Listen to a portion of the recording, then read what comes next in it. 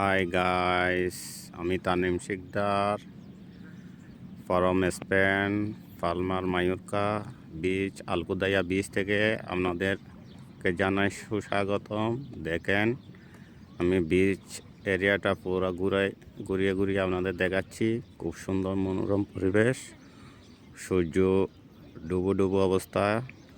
দেখেন, এখানে হাজার হাজার সারি সারি সিট রয়েছে, যাতে টুরিস্টরা এসে এখানে স্নান করে এখানে আরামসে আরাম করতে পারে। দেখেন আপনারা, খুব সুন্দর মনোরম পরিবেশ।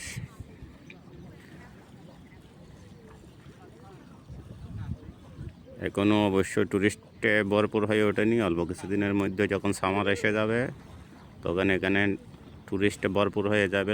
লোকারণ্যে এখানে প্রসাদ পাওয়া যাবে না। দেখেন, সমুদ্রের মাঝখানে এখানে বড় বড় শিপ, ছোট বড় শিপ এখানে দাঁড়িয়ে আছে নোঙর করার জন্য।